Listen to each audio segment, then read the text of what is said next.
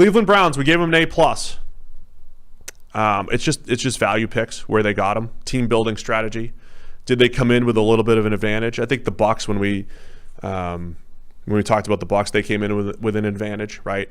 But the Browns came in with an advantage because we love what they did leading up. That we love what their roster was looking like. Greg Newsome, the corner out of Northwestern in round 1. Jeremiah Owusu-Koramoah. They traded up to get him, even though the Browns, really smart team, they know not to trade up. But I'm all for trading up if you're going to get a guy that's top 20 on our draft board. I think there's a point, our draft board or not, but if you're going to get 2 first-round caliber players in rounds 1 and 2, I think that was well worth it. There's a tension between the idea that you shouldn't trade up because nobody is good enough at correctly identifying how good a player is to be confident enough that you should trade up and grab him. You know what I mean? Yeah. So, but there's a point at which, like, the difference between where the guy is ranked by everybody and where he's currently going is so huge that it's probably worth doing it, right? There's a degree of certainty that can be taken because it isn't you, it's everybody. You know what I mean? So everybody... Yeah. Can we correctly identify that Jamar Chase will be better than Devontae Smith, even though most people had him above Devontae Smith on their boards? The answer is no, because historically, it's always been really hard to identify like which will be the best wide receiver from a group that's very close together. But we can probably all fairly confidently, correctly predict that Jamar Chase will be a better receiver than whoever your favorite 5th, 6th round receiver is, right? So that's what you're sort of talking about here is you shouldn't be trading up for a guy that's just the next guy on your board in this range that you really like. But for a guy that's fallen like a full round from the first where everybody had him, now you can start talking about it because you should have a degree of confidence higher that guy can be something better. And the other thing that I love with the Browns is that they didn't just look at their depth chart and say, I got Denzel Ward, I invested in Greedy Williams, and I just signed Troy Hill. I'm good at corner. We love this. They drafted Greg Newsome anyway, right? And he's a good fit for what they want to do. So now they either missed on Greedy Williams. Who cares? Who cares at this point? You have a Greg Newsome in there. Or maybe Newsome's not ready and Greedy Williams is awesome and he can still play. Either way, you're giving yourself options on the back end. At safety, John Johnson, Ronnie Harrison, and Grant Delpit's coming back. So they've got 3 legitimate safeties. And then I like also that their 3rd-round picks were production guys, like a Richard LeCount, who had that horrible 40 time. I know it was skewed by something off the field, but LeCount was a productive safety at Georgia. He might be able to come in and contribute. And then when you look at JOK from Notre Dame, did they have a linebacker need? Sure. But either way, it's a versatile coverage player and you don't have to play him right away. You could figure out where he's going to fit in. But their entire back 7 has just gotten so much better this offseason. Which is, it screams that was what the plan was. The coverage unit for the Browns last season was their undoing, particularly down the stretch. It actually, over the whole season, wasn't catastrophic, but it was a disaster down the stretch and into the playoffs, and they got lit up by teams. They just massive overhaul on that group. You bring in 40% of the league's best secondary from a year ago in terms of the Rams, John Johnson, Troy Hill. You draft a first-round corner that's a great scheme fit. You're expecting to get players back into the group from injury, et cetera. So Grant Delpit and Greedy Williams, even if Greedy Williams doesn't have a long-term future there. JOK is that sort of hybrid between the slot, the linebacker, the overhang, just a versatile coverage player. And then there's a ton of guys that they already had, like people that were already brought in that are not bad players, were just in a bad unit, Ronnie Harrison, etc. Like, this has the potential to be such a massively improved unit, and they keep like taking little nice gambles or little shots or whatever here and there. Like, they just signed Malik McDowell. Remember him? Yeah. Like a 2nd-round pick who was it a motorcycle accident or something that got him out? Like, just a shot to nothing, right? This is a former 2nd-round talent. Let's see if there's anything there.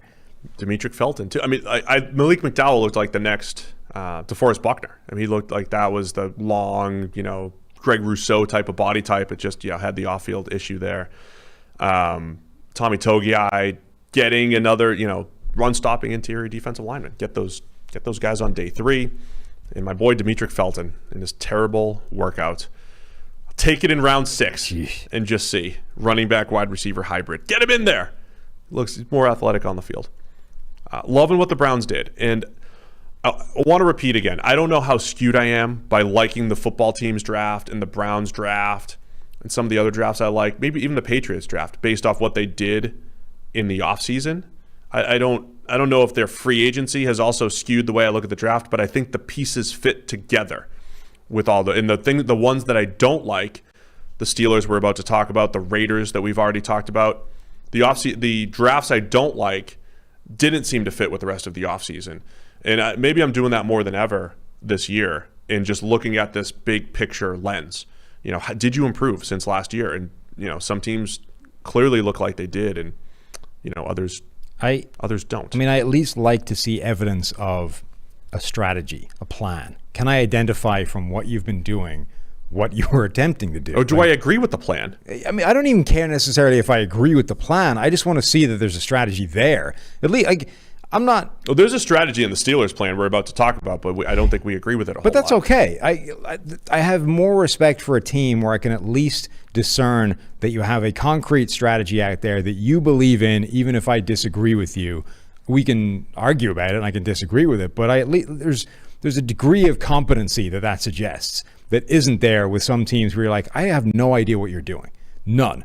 Like, you appear to be just throwing darts at players, or like some sort of random number generator. It's like, oh, this guy's available. Yep, let's sign him. Nope, don't do that one. Like, what is your strategy? The Browns are a great example of a team who, A, have a phenomenal strategy, and B, have the right strategy as far as we can tell, right? Not only is it the right thing to be doing, but you can see it in action. So were you in agreement with the A+ for the Browns? Yeah, I really like that draft. That's one of my favorite drafts of anybody's. I think they did a pretty phenomenal job. Renner agreed that the Newsome pick was his favorite pick of round one. And I think it's up there for me. Yeah, I don't know if it's my favorite of round one, but it's a good one. Like, even they drafted a guy, Anthony Schwartz, just this burner from Auburn, who I don't even particularly like as a player. And they drafted him the third round. It was a big reach according to our board. But I like, it's a skill set they don't have. So even that, it's like, that's a pick I don't love. I don't like that player. But you don't have speed, really, in your receiving group. Like, Odell Beckham Jr. is probably your fastest receiver by a reasonable degree. And he hasn't been hurt. He hasn't been healthy. He hasn't been a big factor of this offense. So find a guy that just has 4.2 speed and shows up with 4.2 speed in the SEC consistently. That, again, it's like, I love that logic to what you're doing. And that just story top to bottom, I think, with the Browns. Even the fourth round pick, James Hudson out of Cincinnati, he's a tackle with T-Rexes. He's got the short arms. So he's probably going to play guard. So, okay, let's look forward here. They've got the best offensive line in the NFL, but Wyatt Teller last year, 92.3 grade, he's a pending free agent. I don't know if the guards are going to pay, Browns are going to pay Wyatt Teller. So James Hudson might be the starting guard a year from now. And again, so there's a lot of just, current moves, future moves, depth moves, and I think they just all made sense. Again, like Buffalo, always add bodies to the offensive line. Like, you're never set on the offensive line. Keep going, because there's going to be turnover, there's going to be injuries, there's going to be guys getting old. You need to keep finding the next guy that can come in and be your Wyatt Teller.